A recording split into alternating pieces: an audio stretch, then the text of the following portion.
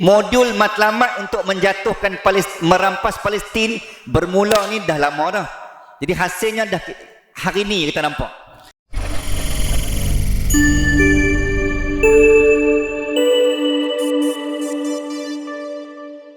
Assalamualaikum warahmatullahi wabarakatuh. Al-Fatihah.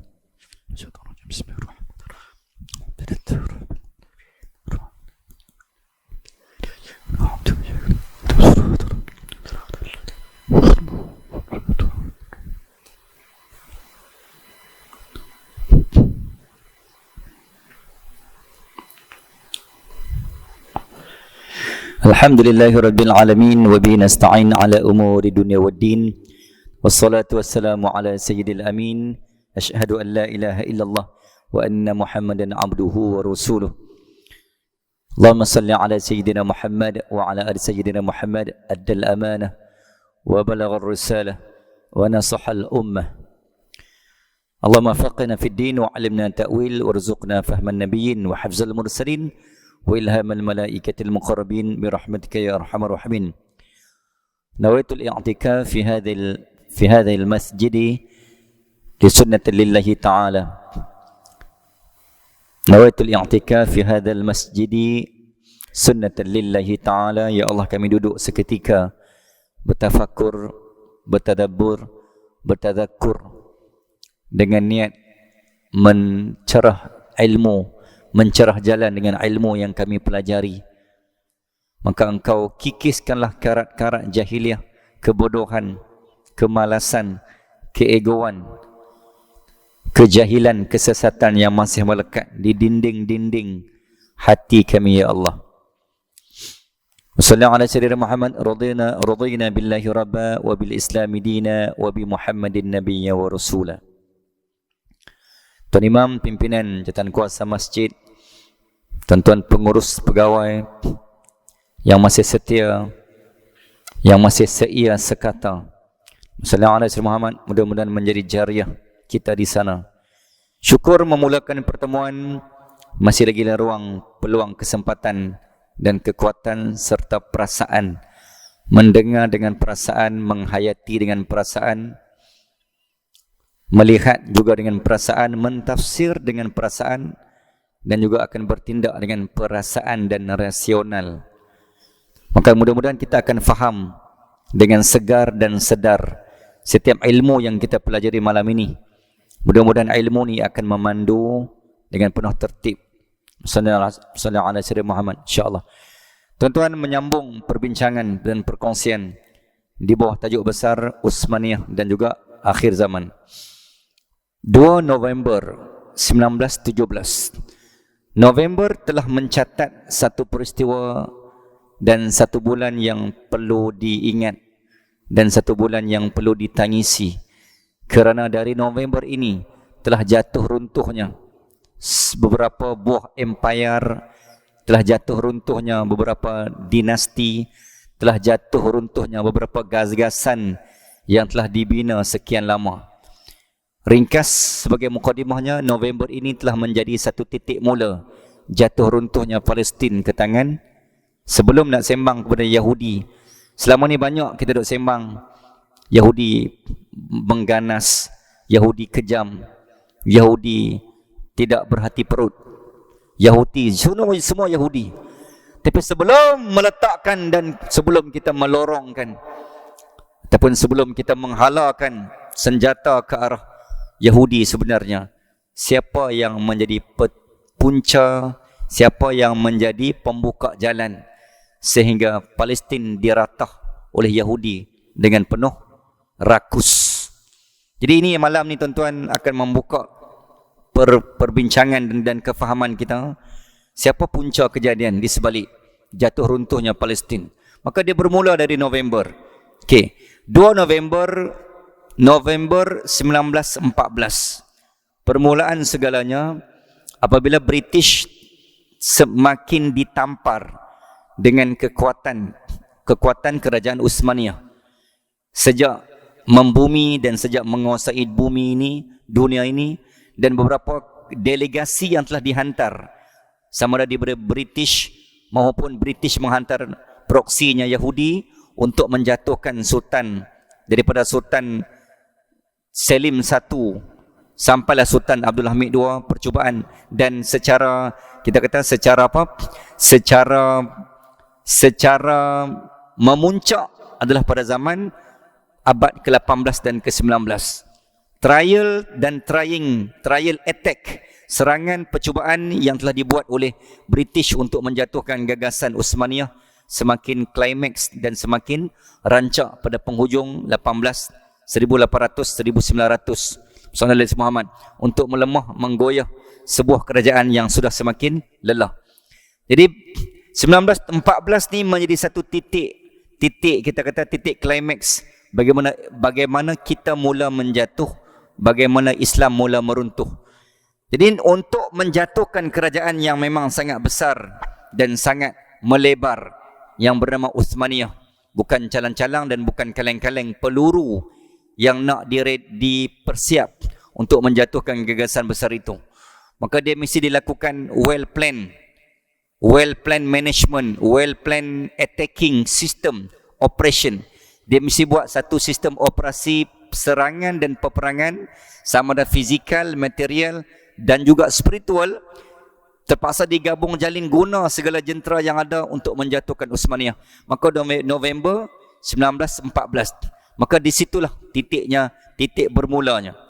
Tuan-tuan, ketika itu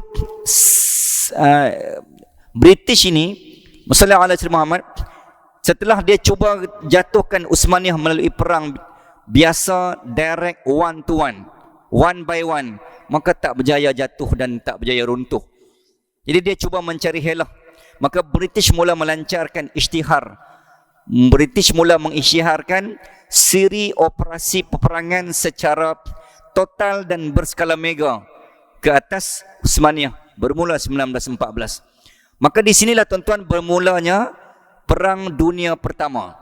Maka taktik dan modul serta modus operandi pertama adalah dia tak boleh serang direct. Sebab kalau serang direct, memang kalah, wahai British. So nak buat macam mana? Sama macam Israel lah. Tuan-tuan, kalau Israel Zionis lawan direct pejuang Al-Qassam, kita dah kata dah kan, kalau jumpa 3 orang IDF, tentera biru putih dengan tentera pejuang Al-Qassam, dua-dua buka baju, dua-dua letak senjata, ataupun seorang demi seorang, one by one, seorang demi seorang, tuan-tuan, kalau buka senjata M16, M4, M5, lawan seorang dengan seorang, dah lama dah IDF tu tumbang. Beradu kekuatan sebenar. Tapi kenapa IDF tak berani? Sebab dia tahu dia memang tak boleh. Dia memang lemah dan dia tidak ada kekuatan. Sebab dia kalah pada spiritual. Physical IDF ada. Physical Al-Qassam ada. Tapi yang kalahnya adalah pada nilai spiritual, taqwa, takarub, ta'ajub yang ada pada nilai Al-Qassam. Pada pejuang Al-Qassam menyebabkan mereka ni akan terus kuat. Sama macam British. So British kalau lawan direct dengan Uthmaniyah, maka dia tak akan boleh lepas. Sebab dia dah try. Bukan setahun dua, ratusan tahun. Dia nak buat macam mana? Sekarang terpaksa menggunakan kuasa gerila proksi. Siapa yang sama-sama berkongsi matlamat dan niat yang sama untuk menghancurkan menghancurkan Uthmaniyah. Kenapa berlaku serangan Israel kepada Lebanon, Yaman, Iraq, Iran? Sebab apa? Sebab semua menyokong Palestin. Maka siapa yang menyokong Palestin, dia akan menjadi musuh Israel. Sama macam British. Siapa yang memusuhi Uthmaniyah, automatically dia akan menjadi kawan dan sahabat kepada British. Waktu tu dia menggunakan kesempatan Perancis, Itali, sebelum Jerman masuk, Rusia waktu tu, maka terbentuklah dia panggil Pakatan Central Power. Kan? Kuasa tengah. Di mana Uthmaniyah masuk Pakatan Bertiga. Sallallahu alaihi Muhammad. Tuan-tuan dan puan-puan, jadi British ambil kesempatan sebab Perancis pun gerila kuasa yang besar. Itali apatah lagi. Itali untuk rekod, untuk hari ini, Itali dan Jerman adalah one of the highest and the biggest supplier weapon di dunia kepada Israel dan juga Amerika. Jadi negara yang paling mencatat, tuan-tuan, sehari keuntungan meniaga senjata oleh Itali hari ini dicatatkan rekodnya 55%. Keuntungan 50%. Maksudnya kalau hari ini 1 juta, esok dia akan dapat 55 juta. 55% dia punya keuntungan mendadak. Sebab tu mereka mengharapkan peperangan ini akan terus berpanjangan. Sebab dia memberi nilai untung tambah kepada KDNK negara, kepada pendapatan negara. Sebab kerja dia hanya jual senjata. Weh, hampa perang weh. Tak cukup. Okey, kami sedia, kami ready. Yang penting hampa, yang penting perang ni jangan stop. Sebab kalau hampa stop, untung kami stop. Sebab mereka adalah supplier perang. Okey, kembali. Jadi nak buat macam mana? Maka British, Perancis, Rusia, Itali masuk pada kuasa bertiga. Okey, pada pakatan kuasa bertiga untuk menentang kuasa Uthmaniyah yang semakin dah lelah dan lemah waktu tu. Tapi hasil daripada berjaya mengumpan pimpinan dan khalifah ketika itu, diheret dan disaiko tetap nak masuk perang. Sebenarnya memang kalau tak masuk perang mudah kalah dah. Jadi untuk mempercepatkan proses kejatuhan Uthmaniyah, maka mesti ditarik masuk untuk perang. Sebab bila perang, dia mesti guna dana, senjata, mesti akan bertambah hutang. Dah tahu dah Uthmaniyah dah tenat dah. Jadi dia psycho untuk masuk mengheret Uthmaniyah masuk ke dalam perang dunia pertama antara center power, kuasa tengah dan juga kuasa bertiga. Jadi British masuk pada kuasa kumpulan Perancis, Rusia, Itali. Ringkaskan cerita, modul dan modus operandi yang diguna pakai, yang dilancarkan pada November 1914. Dah berapa tahun dah? 2014 dah 100 tahun. 110 tahun lah. Jadi modul matlamat untuk menjatuhkan merampas Palestin bermula ni dah lama dah. Jadi hasilnya dah hari ni kita nampak. Okay, starting dia pada 1914. Jadi berlaku peperangan dunia pertama ni tuan-tuan, akhirnya matlamat semakin hampir dan dekat. British, akhirnya Uthmaniyah kalah. Bila Uthmaniyah kalah, serentak dengan itu tuan-tuan muslimin dan muslimat, maka bercantum pula British menggunakan proksi, iaitu Perancis ketika itu, Allahumma salli ala sayyidina Muhammad. Maka dibuat pakatan sulit, masa berganti masa, zaman berganti zaman, dalam tempoh 15, 16, 17. Lepas peperangan berlangsung 17, 2-3 tahun tuan-tuan, sampai 1917, serentak dengan itu sekali lagi British menggunakan kuasa Perancis untuk dibincangkan perjanjian Sykes-Picot ataupun Picot-Sykes Law, perjanjian agreement untuk bincang kita nak buat apa ni. Nak buat apa kalau betul-betul dah memang Uthmaniyah kalah. So sekarang kita kena memikirkan fokus tumpu kita adalah ke arah penguasaan, ke arah perampasan tanah-tanah mandat yang telah dimiliki, yang pernah dinaungi oleh Uthmaniyah. So fikir nak ambil, nak ambil yang mana? Nak ambil tanah mana? Kita kena fikir lah, Uthmaniyah dah jatuh ni. Kan gagasan tanah wilayah yang dipegang oleh Uthmaniyah tuan-tuan 2,234 km persegi satu dunia, 2/3. Merangkumi Eropah, Asia, Afrika, 3 benua besar dunia dimiliki Uthmaniyah. Maksudnya hasil bumi, aset yang Uthmaniyah tinggal ni, bukan kaleng-kaleng. Maka dia terpaksa buat perjanjian. Sallallahu alaihi wasallam. Maka Perancis kata, aku ambil Syria dengan Mesir. Okey, sebaliknya British ambil termasuk Palestin, termasuk sebahagian Jordan, Syam, termasuk sebahagian dan Iraq dan juga termasuk Hijaz di bawah penjajahan pemilikan British. Okey, sebelum tu tuan-tuan, apa berlaku? Pada 2 November 1917, surat yang ni surat original. Okey. Macam mana Ustaz dapat? Kita orang dalam.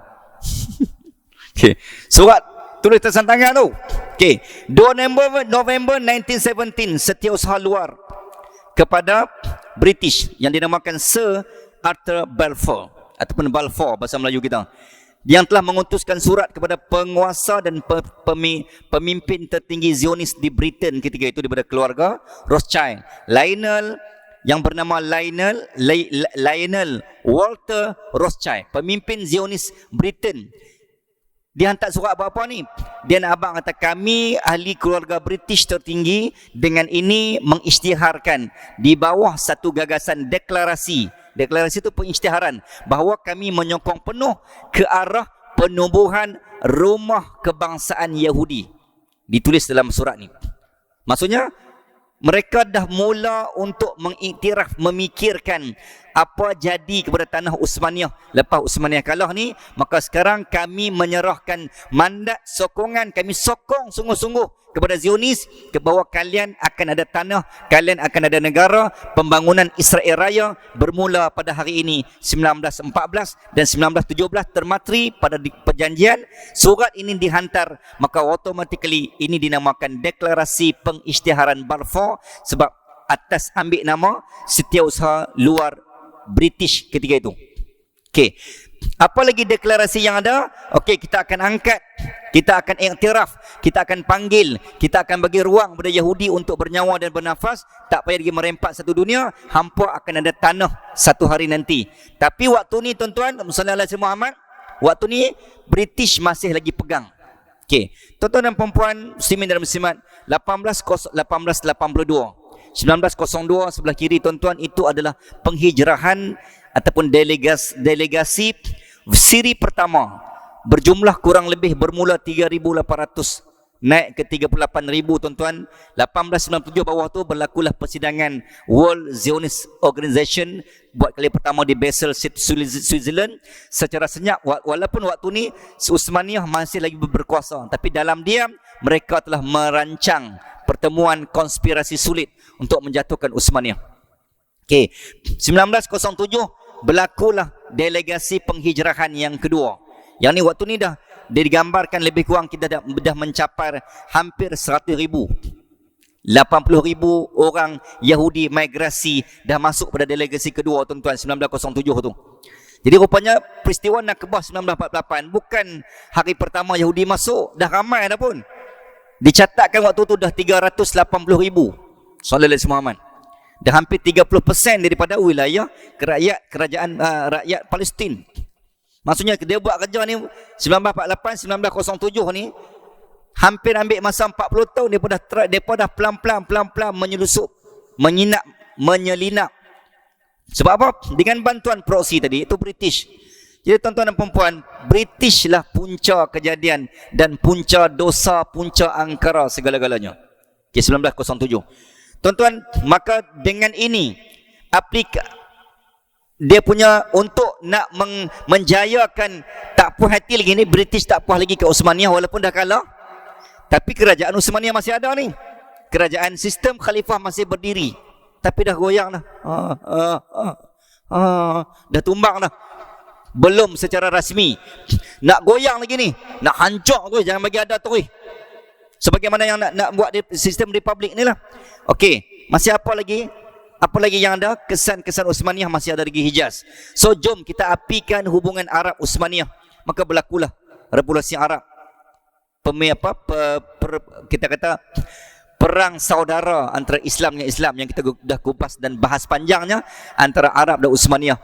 Untuk melengkapkan episod deklarasi ni, untuk melengkapkan niat dan matlamat hancur tu Islam dan Khalifah. Tak mau ada kesan langsung wilayah yang ditinggalkan oleh Uthmaniyah. Lagi tuan-tuan, bila kalah, Uthmaniyah pun kalah, Arab pun kalah. Walaupun Arab menang kata Uthmaniyah, tetapi hakikatnya menang jadi debu. Apa kita kata? Kalah jadi debu, menang jadi arang, kalah jadi debu. Arab menang pun kita kalah, Uthmaniyah kalah pun lagilah kita kalah. Okey. Tu yang kedua. Bila Arab menang namun ditangkap dan dikhianat oleh British. Tuan-tuan dan puan-puan sallallahu alaihi Muhammad, maka poin yang saya nak abang kat sini tuan-tuan, bila sebut tentang British, maka 1908 ini 9 Disember 1918, maka secara total rasminya inilah tarikh tentera British menjajah Palestin. Maka IC Palestin jatuh ke tangan British dari tangan kerajaan Uthmaniyah, officially begin and started on 9 of December. Jadi sebelum tuan-tuan selain dari 15 Mei tu, tuan-tuan kena ingat inilah tarikh yang menyebabkan Yahudi jadi Palestin jadi seperti hari ini, padang jarak, padang terkukur. Siapa yang menyekat dan yang mengahat dan mengkhianati raja-raja Melayu? Jawapannya British. Siapa yang telah memecah sempadan tanah kita, tanah Melayu? Jawapannya British. Siapa yang memisahkan Pulau Pinang dan Kedah? British juga. Siapa yang telah merampas manuskrip undang-undang konun tanah Melayu Melaka yang dibina ratusan tahun semenjak zaman Sultan Iskandar Shah, para mesyuara yang sudah diangkat menjadi manuskrip teragung di tanah Melayu? Jawapannya British. Termasuk siapa yang menyimpan, bukan sekadar merampas, yang menyimpan adalah British di British Museum. Sampai hari ini benda tu masih ada.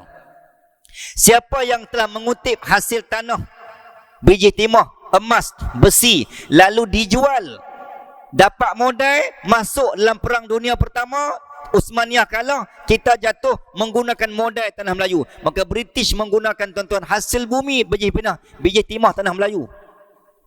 Waktu tu kan kita bawa British.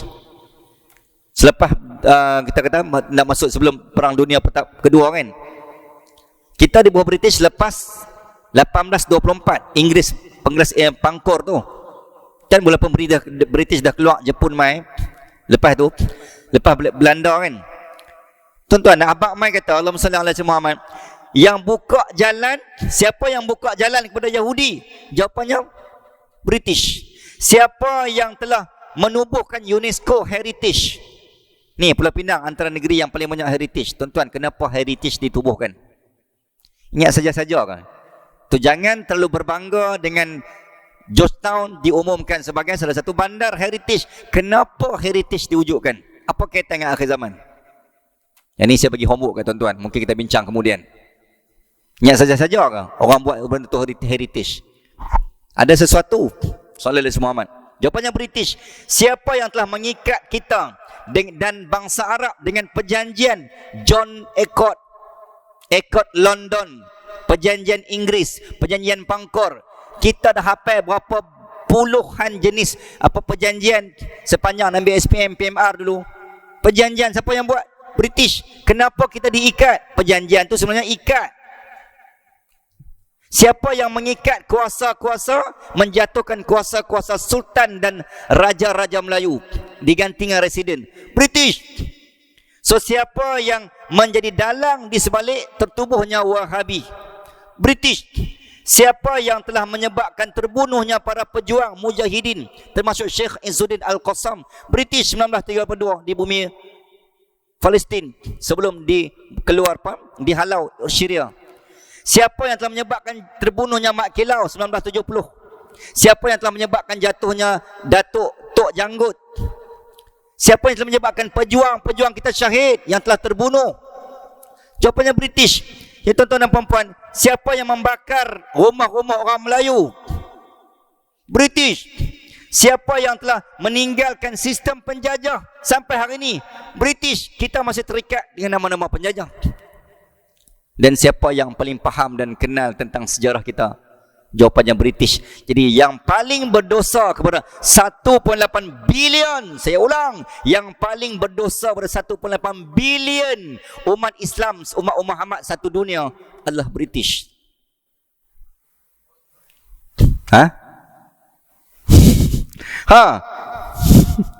Nanti boleh bincang lah. Tiba Muslimin dan Muslimat Rasulullah sallallahu alaihi wasallam. Jadi tuan-tuan nak kata apa ni? So ni tak cerita bab Yahudi lagi. Yahudi memang tak ada apa kekuatannya sebab dia hanya tumpang, bersandar. So British inilah yang menghasilkan, inilah yang negara-negara Eropah ni kan. Okey, Muslimin dan Muslimat, okey, itu sebagai mukadimahnya. Kita nak sambung apa yang ada sallallahu alaihi Muhammad. Okey tuan-tuan, lokasi konflik perang akhir zaman di mana British ni pun sedang dan akan terlibat. Muslimin dan Muslimat, kita sambung ke muka surat yang ke-17. Tiba macam dalam muka surat. Kita sambung di lokasi yang ke 1, 2, 3, 4, 5. Yang kelima. Selepas itu kita bincang tentang Baidak. Baidak di Madinah, tentera Sufyan bergerak ke Mekah lalu dibunuh dan ditelan bumi. Tempat yang akan berlakunya perang dunia, perang akhir zaman yang seterusnya adalah wilayah Syams. Okay, Nabi sebut hadis tentang Syam ni, kita tak larat nak kupas dah kan? Kan idza fasada ahlu Syams la khairu fikum. Bila Nabi kata akan berlakunya kerosakan, tuan-tuan, Syam ni Syria, Palestin, Lebanon, Yordania ataupun Jordan. Sallallahu alaihi wasallam. Dari bumi Syam, dari Syam kita jatuh dan dari Syam kita akan bangun. Dari Syam kita melemah dan dari Syam kita akan menguat. Dari bumi Syam kita sedang dihina dan dari bumi Syam kita akan terangkat mulia. Dari bumi Syam kita kalah dan dari bumi Syam kita akan bangkit melakarkan episod kegemilangan dan kemenangan satu hari nanti. Allah yakin dari bumi Syam tuan-tuan telah melakarkan episod darah dan air mata, dan dari bumi Syam akan terlakar dan tercipta episod gembira, suka dan bahagia.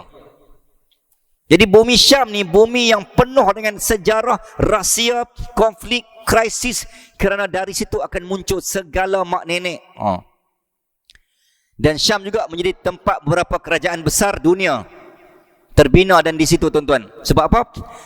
Sallallahu alaihi Muhammad, sebab tanah yang paling banyak menghimpunkan tanah kesan jejak air peluh, titik peluh para anbiya kan, para syuhada dan juga para sahabat.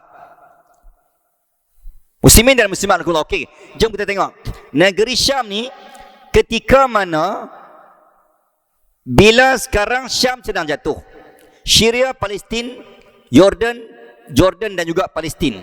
Ketika Syam sedang teruk, bukan hanya teruk dan rosak pada fizikal dan material, tetapi Syam rosak juga dari segi pegangan dan pedoman kiblat agama. Kalau Nabi tinggal dulu tuan-tuan, Nabi tinggal wilayah Syam.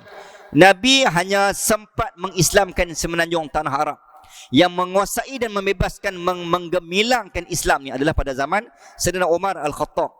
Kerana tanah Syam diislamkan sepenuhnya, mencapai tahap klimaks adalah pada zaman Sayyidina Umar Al-Khattab ataupun pada zaman Khulafa Ar-Rashidin. Sebelum Islam menyebar dan melebar ke utara Afrika, sallallahu alaihi Muhammad, ke benua-benua Eropah dan juga benua sekitar termasuk Asia.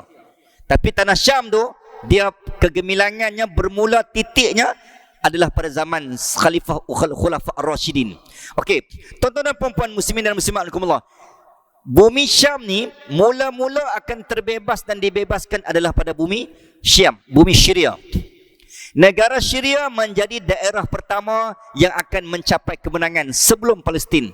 Okey, macam mana sandaran kita? Bila fayazharuna alaihim, bila Allah lahir dan Allah keluarkan, muncul, timbul terzahirnya dan makbulnya doa. Kita dok tunggu ni, ya Allah, bila nak keluar Imam Mahdi, ya Allah, kami dah tak tahan dah, kami dah tak larat dah, kami dah sedang menanti agar sinar Islam kembali gemilang ni. Tiba-tiba bila Allah keluar, bila Allah zahirkan tentera terbaik dari bumi yang terbaik, sallallahu alaihi Muhammad, dan bersama dengan min ahli baiti, iaitu pemimpin terbaik yang tidak ada kerajaan dan kekuatan yang akan boleh mengalahkan dia. Maka tuan-tuan dan puan, manusia terkuat di dunia waktu itu adalah Imam Al-Mahdi, dan tidak ada senjata, tidak ada kerajaan, tidak ada pemimpin, tidak ada artileri, militeri, infanteri yang boleh mengalahkan militeri Al-Imam Al-Mahdi. Waktu itu Imam Mahdi akan memimpin batalion Regimen Askar Arab Diraja yang menjadi pusat penguasaan dunia, yang akan menjadi, kita kata, satu benda yang sangat ditakuti oleh semua batalion tentera satu dunia. Okey, ketika menang di mana? Bumi Arab. La yajtami'u dinani fi jaziratil Arab. Bila Arab akan diserang, bila Arab akan ditentang, maka Islam akan menang siri pertama 1.0. Kemenangan pertama adalah Imam Mahdi berlaku di bumi Arab, Hijaz. Itu secara spesifik. Menang pertama tuan-tuan, Muslim alaihi Muhammad, Imam Mahdi akan menakluki Syam, negeri pertama, daerah pertama di mana? Di Syria. Kerana Syria menjadi pusat pemerintahan tentera As-Sufyani. Maka tentera Sufyani adalah tentera pertama yang dikalahkan oleh Al-Imam Al-Mahdi. Dalam arti kata lain, Syria yang sekarang hampir semua kita kata berkiblatkan Syiah, maka Syiah itu akan dijernihkan kembali menjadi Al-Sunnah wal Jamaah yang solid, yang jernih, seperti mana Nabi masih ada zaman tu. Maka Islam akan mula gemilang dari tanah wilayah Syria buat tanah pertama sebelum Imam Al-Mahdi akan bergerak daripada Syria ke mana? Ke Baitul Maqdis, akan membebaskan, akan memenangkan, akan menggemilangkan Baitul Maqdis, Al-Aqsa dan Gaza akan kembali bertukar menjadi episod bahagia. Allahu Akbar, Allahu Akbar, la ilaha illallah. Maka waktu itulah terjawab persoalan Ardul Mahsyar wal Mansyar. Maka hadis Nabi ni kita akan rasa terngiang-ngiang di langit kerana Baitul Maqdis dan Palestin telah terbukti, telah terbuka, telah terzahir hari ini setelah lama kita menanti ratusan tahun, bahkan mungkin ribuan tahun. Apa yang akan dibuka? Kalau tengok pada kronologi ni tuan-tuan, dibuka Imam Mahdi masuk ke Baitul Maqdis. Sallallahu alaihi Muhammad. Ada satu pintu yang ditutup. Saya lupa nak upload tadi. Nanti mungkin next akan dikongsi. Ketika Utsmaniyah keluar, jatuh kerajaan sistem Utsmaniyah ni tuan-tuan ke tangan British kan, 9 Disember 1917. Sumbangan terakhir kerajaan Utsmaniyah adalah dia meletakkan satu tugu dan satu tembok yang menutup kerana kepercayaan Yahud Israel sallallahu alaihi Muhammad. Ketika Al-Masih Ad-Dajjal akan turun, dia akan masuk melalui pintu salah satu angle sudut Masjid Al-Aqsa, dan pintu tembok itu ditutup oleh kerajaan Utsmaniyah. Yang tu kita akan tengok gambar akan datang tuan. Nak beritahu sumbangan Utsmaniyah ni sangat membumi dan sangat berharga dan berjasa. Bukan hanya pembangunan material dan fizikal semata-mata. Kerana Khalifah Utsmaniyah semua sangat bertafakur dan semua bertalaki dengan hadis-hadis akhir zaman khusus tentang Palestin. Okey, ketika Imam Mahdi muncul, menang Syria. Dan yang kedua, untuk masuk ke tanah Palestin dan Al-Aqsa itu, tuan-tuan masih ingat kisah yang mungkin pernah kita kongsi ketika Sultan Salahuddin Al-Ayyubi telah mengunci salah satu pintu dekat dengan Dome of the Rock, Masjid Qubatul Sakhra, iaitu Masjid Kubah Emas. Di situ ada satu pintu kecil di luar Masjid Kubah Emas yang dikunci oleh Salahuddin Al-Ayyubi 2 Oktober 1187, dan berkatalah Salahuddin Al-Ayyubi Ibnu Najmuddin Al-Ayyubi, pintu gate ini tidak akan terbuka sehingga akan munculnya pembebas dan pemenang yang ketiga, tidak lain dan bukan adalah Imam Al-Mahdi. Maka benda pertama yang akan dibuka adalah kunci yang ditinggalkan pada tanggal 1187, dah melebihi 100 tahun yang lampau. Dan ketika itu tuan-tuan dan puan-puan, maka kita tak dapat, saya yang duduk sampai ni pun, dan kita tak boleh nak bayang macam mana suasana dan situasi itu berlaku. Yang pasti episod gemilang, episod duka ni, air mata ni yang otomatik akan kering. Ya Allah, akan kering ni. Darah-darah syuhada, darah-darah Gaza yang selama ni terbayang bermain di mata, bom-bom hancur, padang jarak, pandang terkukur. Kita akan pikutik balik. Semua akan, weh kita menang, weh kita akan menang. Pegang tangan hang. Waktu tu yang patah kaki, saya yakin dan pasti dia akan rasa boleh berjalan.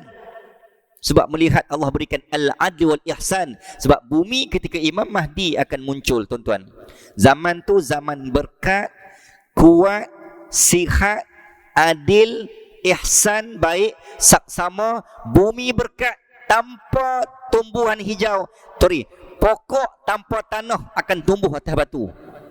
Jadi tak mustahil orang yang patah kaki boleh berjalan. Muslimin dan muslimat Allah. Jadi kemenangan akan berlaku di mana?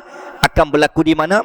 Di bumi Palestin. Maka wilayah Syam yang akan dibebaskan, dua terawal mengikut kronologi Sallallahu alaihi Muhammad adalah Syria, mengalahkan tentera Sufyani, lalu diislamkan, di Ahlussunnah wal Jamaahkan segala Syiah yang berada di Syria, dan akan dimenangkan Aqsa dan dimenangkan Baitul Maqdis. Waktu tu tuan-tuan, tidak akan ada lagi episod kalah dan tidak akan ada lagi episod peperangan. Okey, ketika masuk ni tuan-tuan, Allahumma salli ala Muhammad, di sini akan berlaku dua episod peperangan Yahudi. Yahudi sekarang terpisah dan terpecah kepada dua. Satu Yahudi Zionis Israel, yang ni yang akan dilawan, diserang, ditentang oleh batalion Imam Al-Mahdi min qibalil Khurasan, min qibalil Syam, min qibalil Masyriq. Gabungan tiga lawan dengan Yahudi Zionis yang menguasai Yahudi Palestin hari ini, tanpa, bukan, tidak termasuk Yahudi 70,000 yang akan bersama dengan Dajjal. Yang tu tidak lahir dari, tidak muncul dan timbul dan tidak zahir dari bumi Palestin. Yang tu daripada Isfahan. Maksudnya episod Imam Mahdi ni ada dua panjang cerita adalah. Okey, yang pertama settle down, settle up dengan Yahudi Zionis Israel dan semua Yahudi yang khianat, semua Yahudi yang khususnya berada di tanah Palestin. Yang hak Yahudi 70,000 yang keluar bersama Dajjal itu zaman era Imam Mahdi juga, tapi bukan Imam Mahdi yang buat settle. Dia bersama gabungan dan gagasan, ya Allah, Nabiullah minas sama, ketika nazala Isa bin Maryam, turunnya Nabi Allah Isa AS, kerana ketika Dajjal turun, tuan-tuan sallallahu alaihi Muhammad, ketika Dajjal dah zahir, waktu tu dia punya formula macam ni. Ketika Imam Mahdi muncul, tidak ada kekuasaan yang boleh mengalahkan Imam Mahdi. Boleh faham? Ketika Dajjal turun, tuan-tuan, tidak ada satu kuasa yang boleh mengalahkan Dajjal, termasuk Imam Mahdi. Maka Imam Mahdi, Dajjal bukan lawannya. Sebab tu Imam Mahdi pas baton kepada Nabi Allah Isa AS untuk membunuh hanya dengan nafas. Kepada Nabi Isa, bukan lawan Imam Mahdi. So Imam Mahdi ni pada zaman kita sebelum Dajjal. Walaupun akan masuk era Dajjal, tapi Imam Mahdi Allah tak izinkan kekuatan itu. Adalah hikmah dan falsafah dia kenapa Allah izinkan, supaya Al-Masih dilawan dengan Al-Masih bila bertemu buku dengan ruas. Boleh? Muslimin dan muslimat, rahmatullah sallallahu alaihi wasallam. Okey, kita nak stop sampai sini, tuan-tuan. Okey, ketika Imam Mahdi dah menang dah, Syria menang, Palestin dah menang, dan waktu tu umat Islam akan bergembira, berbahagia. Kita tak tahu apa jadi dengan Sunway waktu tu. Tiba. Adakah Sunway akan okey, adakah bertukar warna?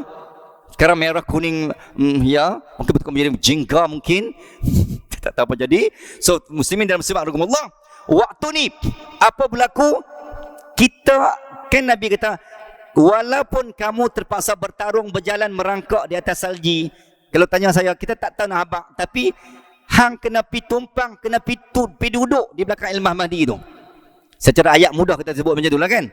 Tapi macam mana Allah nak gerakkan kekuatan kita, wallahu taala alam. Tapi cerita dia, Palestin waktu itu adalah ibu negara, tanah persekutuan, wilayah persekutuan umat Islam 1.8 bilion keseluruhan satu dunia. So tidak ada lagi, perang masih berjalan. Perang dengan episod next fasa. Sebab dia tak berlaku lagi perang dengan Rusia, belum lagi dengan Rom, tak lagu lagi. Dengan China, dengan India. Akan berlaku seterusnya, tuan-tuan. Sallallahu alaihi Muhammad. Ini baru 2 kali perang. Itu perang dengan Arab. Okay. Perang Arab pun ada fasa. Arab ni, Arab, Jazirah Arab. Yang kedua dengan Arab, Iran, Syiah. Yang ketiga baru masuk, kita kata tadi, Palestin tadi. Okay, bila Palestin dah menang, muslimin dan muslimat rahmatullah, maka Allah izinkan lokasi yang seterusnya yang kita nak berkenalan adalah Masjid Umawi, juga terletak di Syria. Okey, ketika mana, tuan-tuan, yang ni dah disebut sebagai hampir ending, pertengahan atau ending zaman Nabi Allah, zaman Imam Al-Mahdi. Bila turunnya Nabi Allah Isa AS di Manaratul Bayda, itu masjid yang terletaknya, yang adanya Masjid Menara Putih. Muslimin dan muslimat rahmatullah sallallahu alaihi Muhammad, di Dimash ataupun di Damsyik. Ketika turunnya Nabi Isa, apa yang benda yang Allah nak tunjuk? Yang pertama, Allah nak abang betapa benarnya syariat umat Nabi Muhammad waktu tu. Yang kedua, walaupun Nabi Isa itu Nabi, tapi Nabi tetap meraih dan ihtiram. Aku turun pada syariat umat Muhammad, maka aku tak layak jadi imam. Aku hanya jadi pengikut, follower, dan aku hanya jadi makmum, melengkapi pemimpin dari keturunan Rasul Khataman Nabiyyin, iaitu Imam Al-Mahdi. Maksudnya Allah nak abang amai kata ni, betapa benarnya agama Nabi Muhammad ni sampai diiktiraf. Nabi Isa mengiyakan.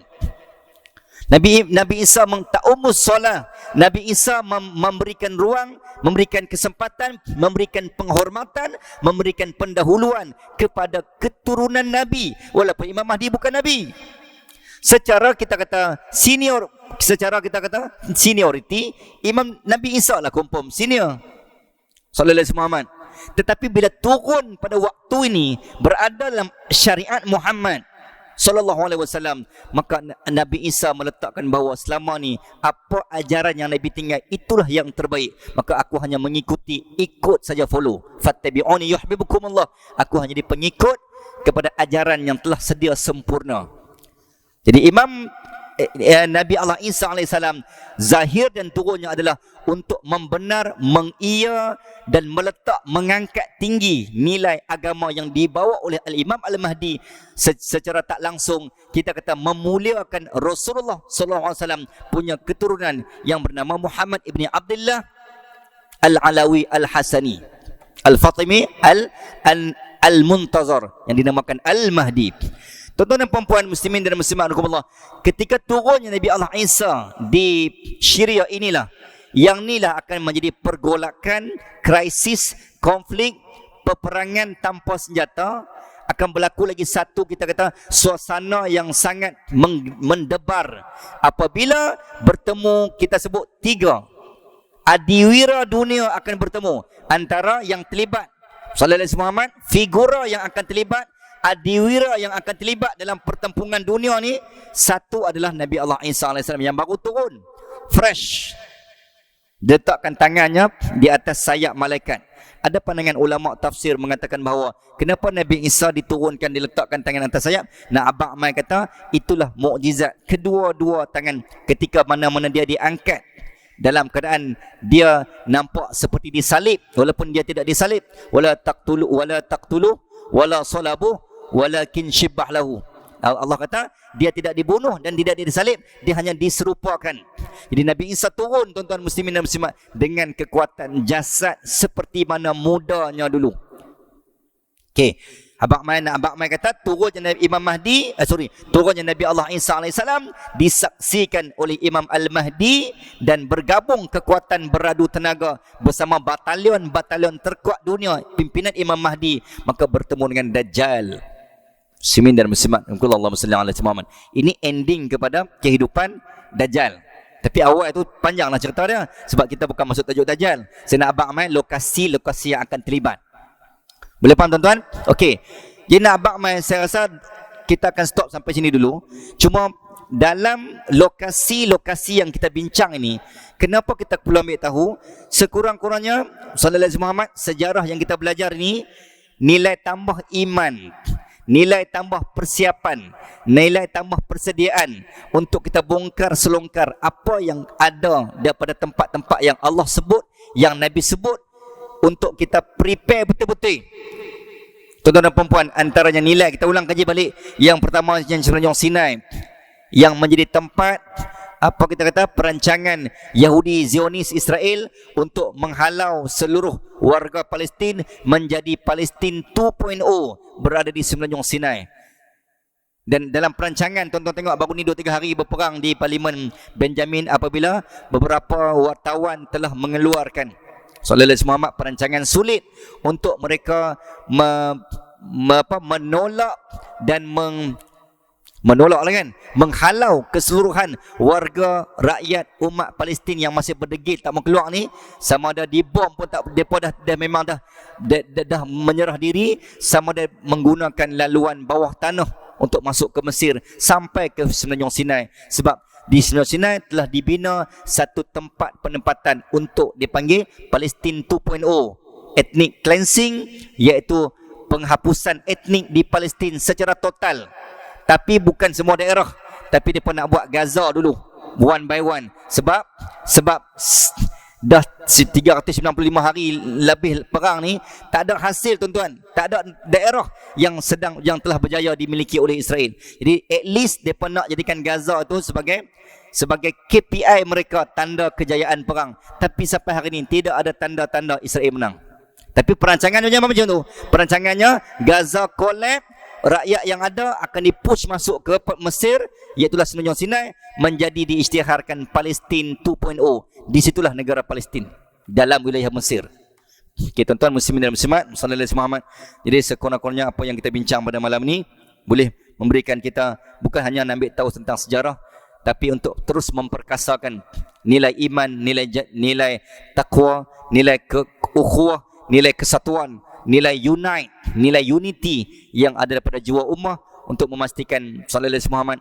Walaupun perang ni belum lagi berakhir, tetapi jangan sampai doa, sandaran dan kesatuan kita semakin berakhir. Jadi saya kira sampai situ dulu. Terima kasih banyak. Qul qaula hadza wa astaghfirullahal azim li wa lakum wa billahi taufiqul hidayah. Assalamualaikum warahmatullahi wabarakatuh. Bismillahirrahmanirrahim. Allahumma inna nas'aluka ilman nafi'a wa amalan salihan mutaqabbala wa rizqan wasi'a ودعاء مقبولا وعملا صالحا متقبلا صلى الله على سيدنا محمد وعلى اله وصحبه اجمعين والحمد لله رب العالمين تقبل الله منا ومنكم تقبل يا كريم.